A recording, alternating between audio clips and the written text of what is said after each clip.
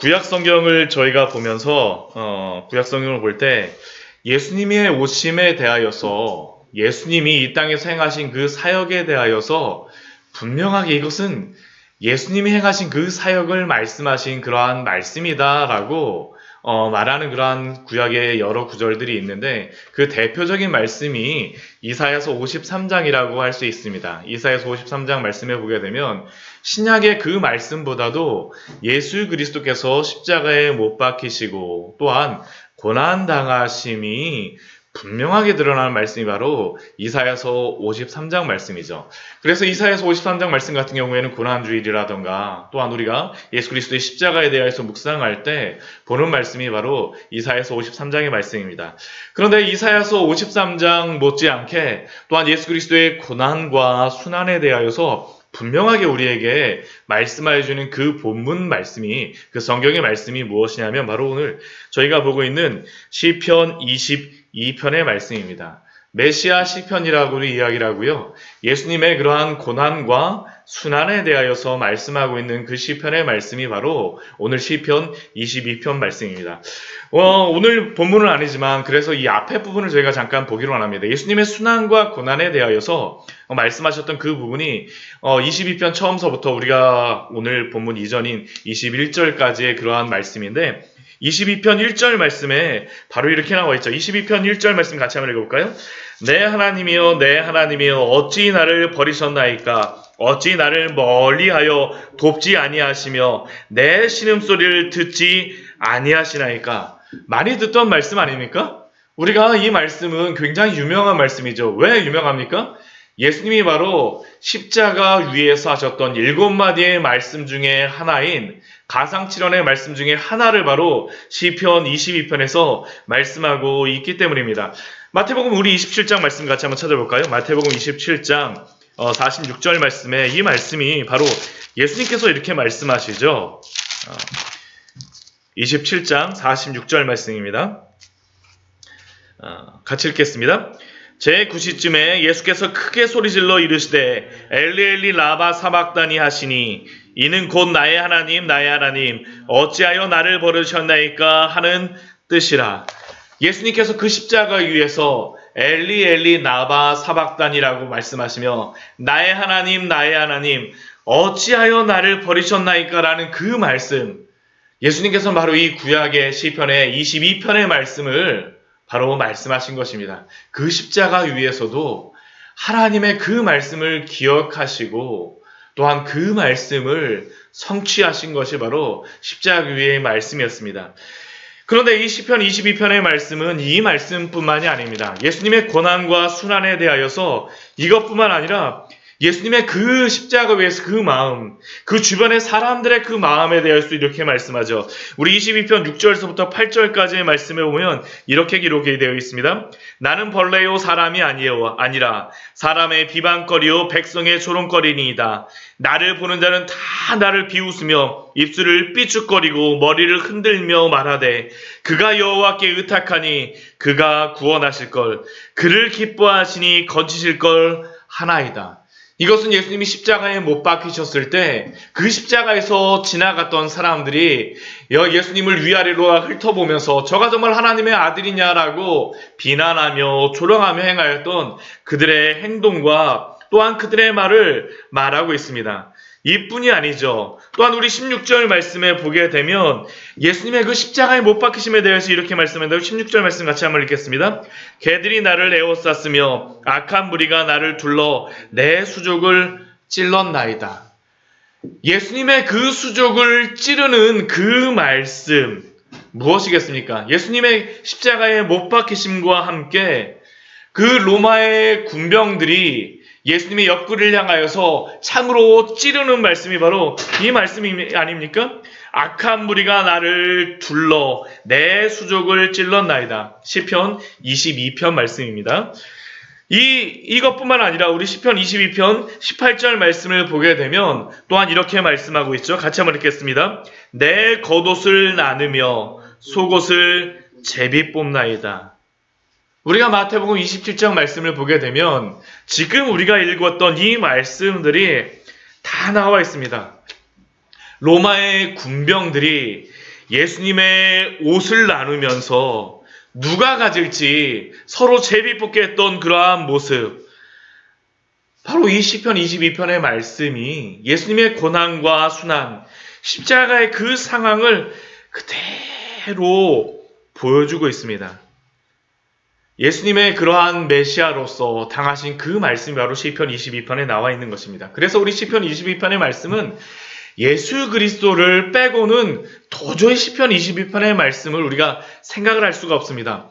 물론 시편 22편의 이 말씀을 다윗의 탄식시로서, 다윗이 고난 가운데에 지은 그러한 시로서 우리가 또한 해석을 하고, 또한 그 고난 가운데에서 다윗이 이렇게 하나님 앞에 간절히 기도하는 것이지만, 또한 다윗이 오실 예수 그리스도를 또한 생각하며 하나님께서 그에게 영감을 주심으로 말미암아 주신 시편의 말씀이 바로 이 시편 22편의 말씀입니다. 그런데 우리가 시편 22편의 말씀을 이 앞부분에 예수님의 순환과 고난만으로 우리가 말씀을 본다면 우리가 반밖에 이해하지 못하는 것입니다. 왜냐하면 예수님의 그 십자가의 사역은 단순히 십자가의 못 박히심만으로 완성이 되지 않습니다. 예수님의 복음은 또한 무엇으로 완성이 됩니까? 예수님의 죽으심과 십자가의 사역뿐만 아니라 예수님의 부활하심, 예수님의 영광이 분명히 드러나기 때문입니다. 오늘 시편 22편 22절 이후의 말씀은 바로 예수 그리스도의 그 영광과 우리의 구원에 대하여서 말씀하고 있는 것이 바로 이 시편 22편 22절, 오늘 우리가 읽었던 그 말씀입니다.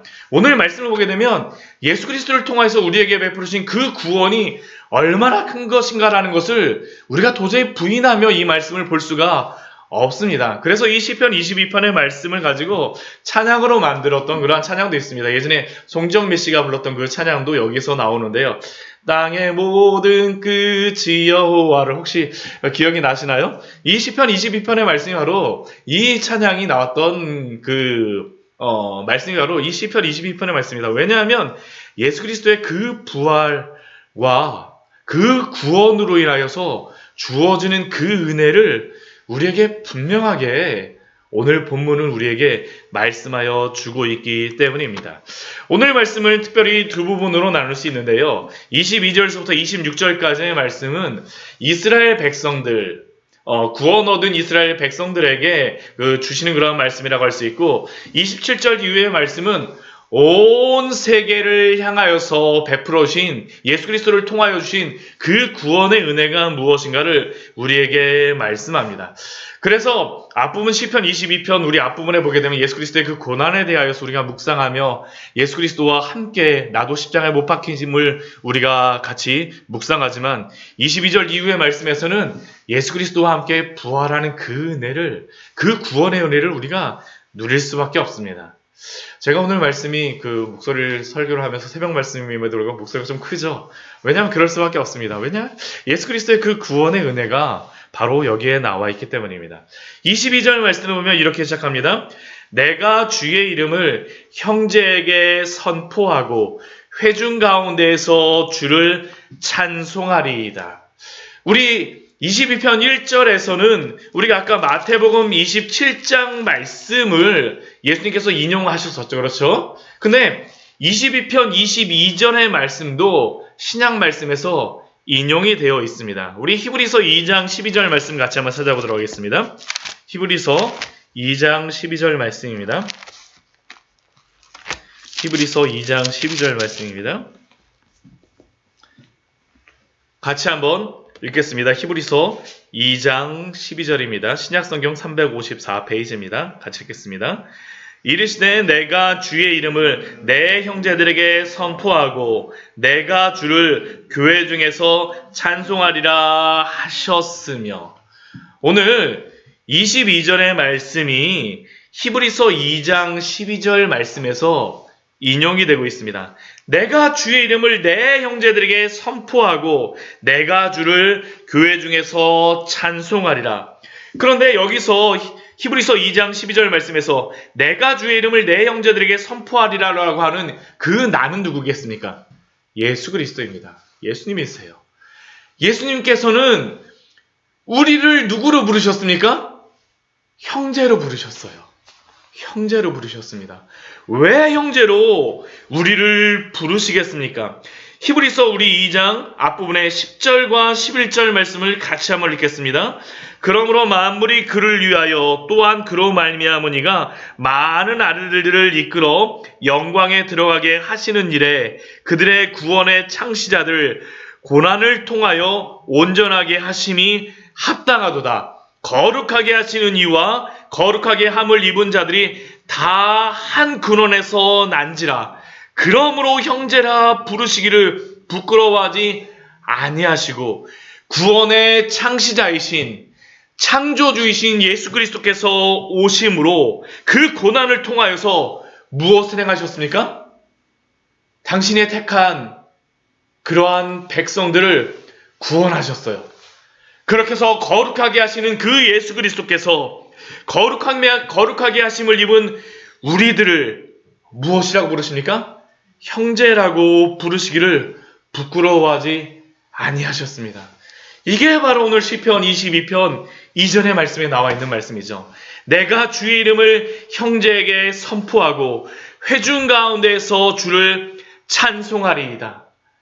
예수 그리스도께서는 우리를 그 십자가에 못 박히심으로 말미암아 우리 시편 22편 우리 앞부분에 나왔던 것 같이 예수 그리스도께서 십자가에 못 박히시고 우리를 위하여 죽으심으로 말미암아 우리를 구원하시고 우리를 형제로 삼아주심으로 그 구원의 은혜를 누리게 하신 줄 믿습니다.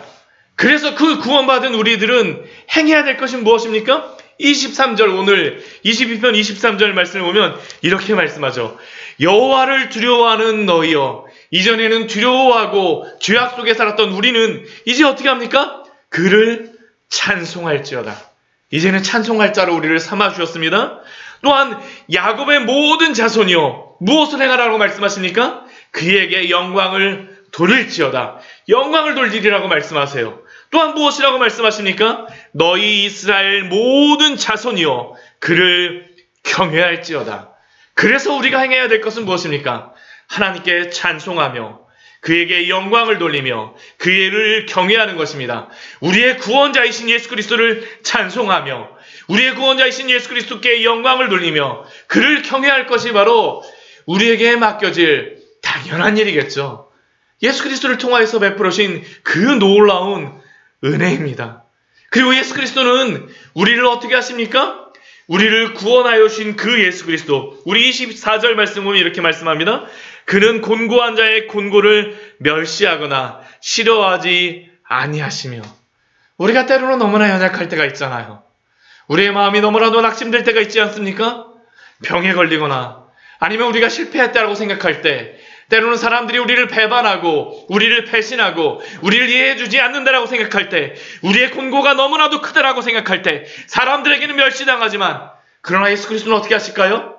우리의 곤고한 자의 곤고를 멸시하시지 않으시고 싫어하지 아니하시고 그의 얼굴을 우리에게서 숨기지 아니하시는 줄 믿습니다. 울부짖을 때에 들어주세요. 우리의 기도를 들어주십니다. 이게 바로 예수 그리스도가 우리를 통하여서 베풀어 주신 큰 구원의 은혜가 아닙니까? 저는 이 코로나를 맞이하여서 많은 곤고한 사람들이 있지 않습니까? 우리 주 예수 그리스도 앞에 나와서 이렇게 나왔으면 좋겠습니다. 아무리 죄 많은 자라 할지라도 아무리 예수 그리스도로부터 멀리 떠난 자라 할지라도 아무리 실패한 자라 할지라도 아무리 우리의 길로 간 자라 할지라도 그의 얼굴을 숨기지 아니하시고 오늘도 들어주는 줄 믿습니다. 그래서 혹시 이 새벽 나오신 우리 귀한 성도님들 하나님께 기도하십시오. 하나님이 우리에게 그 얼굴의 빛을 비춰주는 줄 믿습니다. 들어주세요. 들어주세요. 또한 우리 26절 말씀을 보면 이렇게 말씀합니다. 우리 26절 같이 한번 읽어볼까요? 겸손한 자는 먹고 배부를 것이며 여호와를 찾는 자는 그를 찬송할 것이라. 너희 마음은 영원히 살지어다. 겸손한 자는 먹고 배부를 것이며 이 말씀을 예수님께서는 산상수훈 말씀에서 이렇게 말씀하십니다. 마태복음 5장 6절 말씀이죠. 의에 줄이고 목마른 자는 복이 있나니 그들이 배부를 것이며. 예수 그리스도 앞에 내가 의가 없고 내가 가난하여서 영적으로 파산된 자라 할지라도, 그래서 내가 그 마음이, 겸손한 자는 가난한 자입니다. 이게 원어적인 의미는. 그 마음이 가난하여 무엇을 의지할 수 없고 무엇도 찾을 수 없는 그러한 자라 할지라도 예수 그리스도의 앞에 나아오는 자는 예수 그리스도를 먹고 예수 그리스도로 배부를 줄 믿습니다. 또한 그 26절 뒤에 보게 되면 여호와를 찬송하는 자는 그를 찬송할 것이라. 왜 찬송하겠습니까? 그 앞에 간절히 그분을 찾는 자는 어떻게 되겠습니까? 그분을 찾게 됩니다. 잠언 8장 17절 말씀 우리에게 이렇게 말씀하시죠. 나를 사랑하는 자들이 나의 사랑을 입으며 나를 간절히 찾는 자가 나를 만날 것이니라. 예수 그리스도를 간절히 찾는 자, 그 은혜를 간절히 소망하는 자는 예수 그리스도를 찾을 것이며 또한 찬송하며 영원히 살게 될 줄 믿습니다. 이게 바로 우리에게 베풀어진 그 은혜가 아닙니까? 또한 이것은 이스라엘 백성들에게만, 오늘 22절부터 26절까지는 이스라엘 백성들에게 그 주시는 대상이 그 말씀을 보게 되면 이스라엘 백성이라고 볼 수 있는데, 근데 27절 이후의 말씀에 보게 되면 이스라엘 백성들에게만 이거 주시는 게 아닙니다. 그 구원이 이스라엘 백성들에게만 베풀어진 게 아니죠. 모든 사람들에게, 그를 찾는 모든 자에게 베풀어 주셨습니다. 우리 27절 말씀 우리 같이 한번 읽어보도록 하겠습니다. 땅의 모든 끝이 여호와를 기억하고 돌아오며 모든 나라의 모든 족속이 주의 앞에 예배하리니. 땅의 모든 끝이 여호와를 기억하고 돌아오며 모든 나라의 모든 족속이 주의 앞에 예배하리니. 예수님이 오시기 전에는 오직 이스라엘 백성들만 주님 앞에 나와서 찬양하였었지만, 그러나 예수 그리스도가 십자가에 못 박히시고 죽은 후에는 어떻습니까? 땅의 모든 족속이 여호와를 기억하며 돌아오게 되어졌습니다. 모든 나라의 모든 족속이 주의 앞에 예배하는 자로 삼아주셨습니다. 그 사람이 누구입니까? 우리입니다.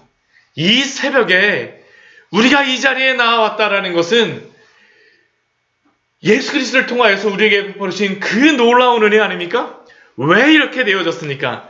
28절 말씀에서는 그 이유를 우리에게 이렇게 말씀합니다. 같이 읽겠습니다. 나라는 여호와의 것이요 여호와는 모든 나라의 주제심이로다. 모든 나라가 누구의 것입니까? 하나님의 것입니다. 모든 나라가 하나님의 것이에요. 그래서 하나님의 그 택하신 백성, 온 세상이 하나님의 나라 된 그러한 모든 백성들은 어떻게 됩니까? 다 여호와를 기억하며 돌아오게 되었습니다.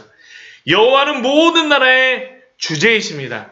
이게 바로 구원받은 백성들에게 드러나는 그 놀라운 은혜죠. 우리 그래서 출애굽기 19장 말씀에 보면 이 말씀이 있습니다. 이스라엘 백성들이 출애굽을 하고 난 다음에 하나님께서 이렇게 이스라엘 백성들에게 말씀하세요. 우리 5절 말씀, 우리 19장 5절 말씀에 보면 우리 5절 6절 말씀 우리 같이 한번 읽어보겠습니다. 세계가 다 내게 속하였나니 너희가 내 말을 잘 듣고 내 언약을 지키면 너희는 모든 민족 중에서 내 소유가 되겠고 너희가 내게 대하여 제사장 나라가 되며 거룩한 백성이 되리라. 너는 이 말을 이스라엘 자손들에게 전할지니라. 세계가 다 내게 속하였나니, 이스라엘 백성들을 구원하시고 나서 하나님께서는 세계가 다 내게 속하였다라고 말씀하셨는데, 예수 그리스도로 인하여 구원을 얻은 이 구원이 이루어지고 난 이후에 나라는 모두 여호와께 속하였음을 오늘 시편 22편 말씀은 우리에게 분명히 말씀하고 있는 것입니다. 분명히 말씀하고 있죠. 그래서 그 앞에 나오는 사람들은 어떻게 되겠습니까? 잔치를 벌이게 돼요. 잔치를 벌이게 됩니다. 우리 29절 말씀, 우리 시편 22편 29절 말씀 이렇게 말씀합니다. 세상의 모든 풍성한 자가 먹고 경배할 것이요 진토 속으로 내려가는 자 곧 자기 영혼을 살리지 못할 자도 다 그 앞에 절하리로다. 우리 세상의 모든 풍성한 자가 먹고 경배하는 것은 당연합니다. 네, 풍성한 자는 어떻습니까? 항상 잔치상이죠. 그렇죠. 먹고 풍성할 수밖에 없습니다. 내가 원하는 대로 먹고 마음대로 마실 수 있습니다.